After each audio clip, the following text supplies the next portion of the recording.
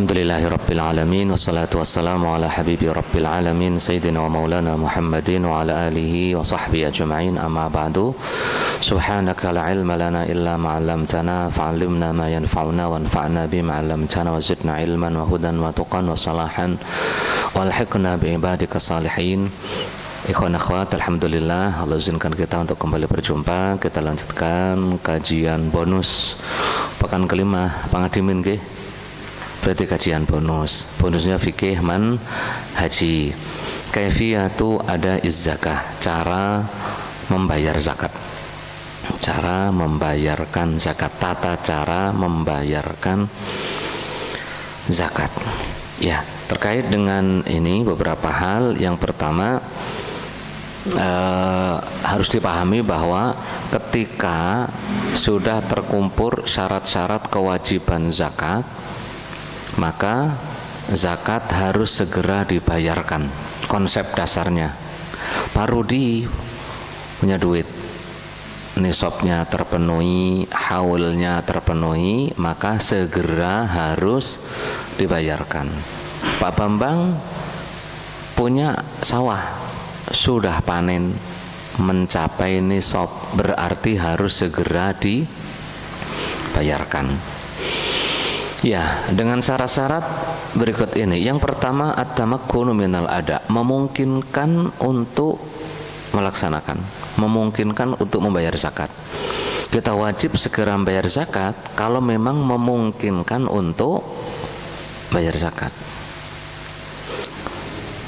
Artinya, seandainya tidak memungkinkan kita membayar segera karena suatu hal uzur syar'i, ya gimana lagi?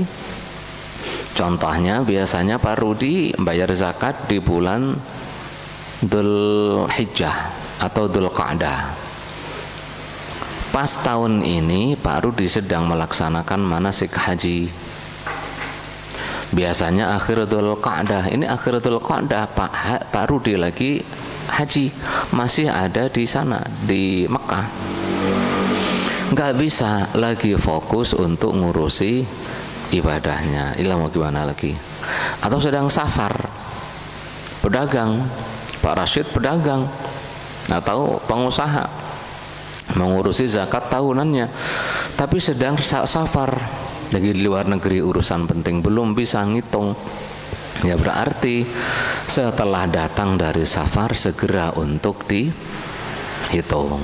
Jadi ketika memungkinkan membayar zakat sekarang, segera dibayar. Yang kedua, kapan kita harus segera bayar? Jika ada mustahiqin, para penerima zakatnya memang ada.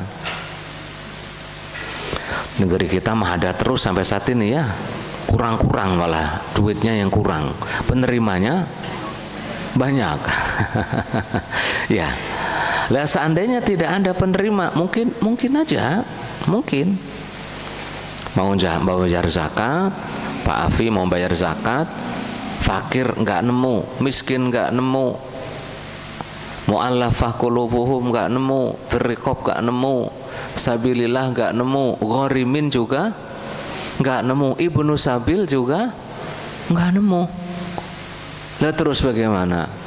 Ya nggak bisa bayar zakat, berarti nanti nunggu nemu.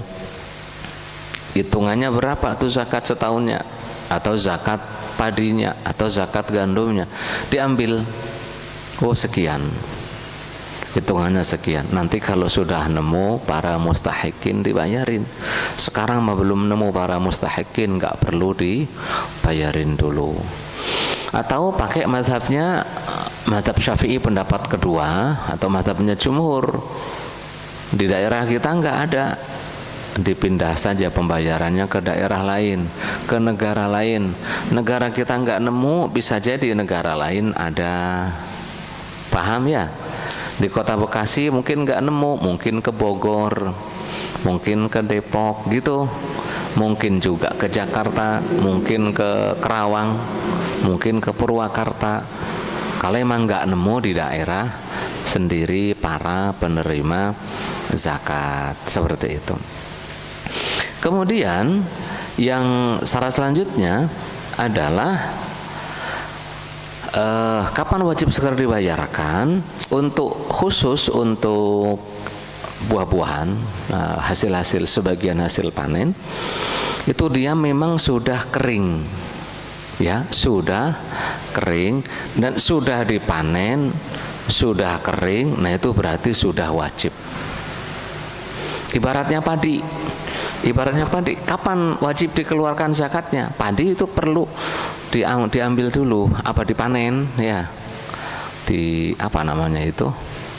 dipotong. Habis dipotong kemudian dikebukin, kalau di sini ya dikebukin. Kalau di kami sudah modern, nggak dikebuk-kebukin lagi. Kayak ada mesin masuk, iya, kayak mobil gitu. Apa bilangnya, lupa saya bilangnya apa gitu ya. Iya, jadi dia ngambil, nanti keluar sudah dikarung, sudah dikarungin, sudah bersih itu. Nah di situ sudah wajib mengeluarkan zakat. Atau kalau mau nunggu digiling dulu ya monggo. Tahu digiling, jadiin beras dulu, monggo. Tapi jarang orang zaman sekarang itu hasil panen 1 hektar kemudian digiling semuanya, kan juga enggak kan. Sudah bersih, ibaratnya padi sudah dipisahin, bener-bener yang padi dengan daun-daun padinya, dengan batang-batangnya, kan gitu ya. Itu dipisahin, udah jadi gabah namanya. Silahkan dikeluarkan zakatnya.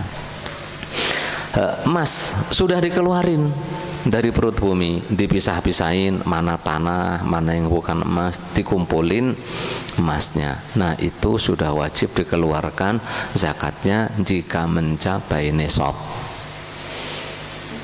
Orang tanpa alasan yang kita sebutkan tadi sengaja mengakhir-akhirkan pembayaran zakat, ada konsekuensi. Yang pertama dosa. Waktunya bayar Ramadan nggak dibayarin, dosa. Kenapa dosa? Sama seperti orang sholat, wajibnya sholat subuh dari fajar shadiq sampai matahari terbit. Matahari sudah terbit, dianya belum sholat subuh, dosa atau enggak? Sama dengan orang yang wajib zakat, sudah wajib, haul sudah, yang syaratkan haul, atau nisab sudah, zakat-zakat yang tanpa syarat haul. Sudah ada haul, sudah ada nisab, bayarin. Ditunda-tunda, dosa. Mau sebagai individu muzaki atau para penyalur. Rasul Shallallahu Alaihi Wasallam itu pernah setelah sholat habis salam langsung berdiri buru-buru sampai ngelangkai kaki-kaki, ngelangkai pundak-pundaknya para sahabat. Setelah itu masuk lagi ke masjid, ditanya para sahabat, Anda apa ya Rasul? Kata baginda Nabi, tadi aku lupa ada harta zakat yang harus dibagiin. Konsep segera menyalurkan harta zakat ini selayaknya dipakai lembaga-lembaga zakat. Jangan konsep yang justru malah menginvestasikan, mengembangkan dulu harta zakat baru dibagiin. Semua ulama itu sepakat, para penerima para wakil yang menerima dari muzaki untuk disalurkan wakil itu harus segera menyalurkan. Tidak boleh dikembangkan dulu, diinvestasikan dulu, didagangkan dulu, kecuali nggak ada mustahik. Lah mustahiknya ada atau enggak sekarang? Banyak. Sengaja dikembangin. Sayang pendapat ini kenapa banyak yang make? Dosa. Sampai membuka rumah-rumah zakat, lembaga-lembaga penyalur zakat. Udah nerima, salurin. Bahkan bukan malah didiemin, untuk diinvestasikin, dikembangin lah. Alasannya untuk ini biar lebih kembang, biar lebih apa. Itu bukan duit sampean, duitnya siapa? Mustahikin, ya fakir, miskin, sabilillah, gharimin, ibnu sabil, itu duitnya mereka. Apa hak sampean nahan duit yang bukan punya sampean? Dosa, ya. Jika sampai gara-gara ditunda-tunda itu pembayaran zakat, Ya ada orang sekolah nggak jadi sekolah, orang yang harusnya kenyang jadi kelaparan, yang harusnya bisa sekolah bahkan mungkin dikeluarin sebab nggak bisa bayar SPP. Yang dosa siapa? Mereka-mereka yang nunda pembayaran zakat. Mudeng. Ya. Yang kedua, konsekuensinya adalah doman, menanggung.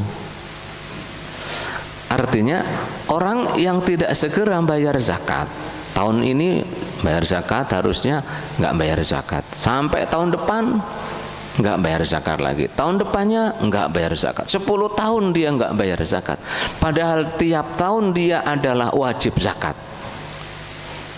Dia itu harusnya wajib zakat. 10 tahun baru sadar, maka selama 10 tahun tadi dia harus mengqadha. Sebagaimana orang puasa, Ramadan nggak puasa, tahun lalu nggak puasa, tahun ini nggak puasa, tahun depannya nggak puasa, depannya lagi nggak puasa. Sadar setelah 5 tahun nggak puasa Ramadan.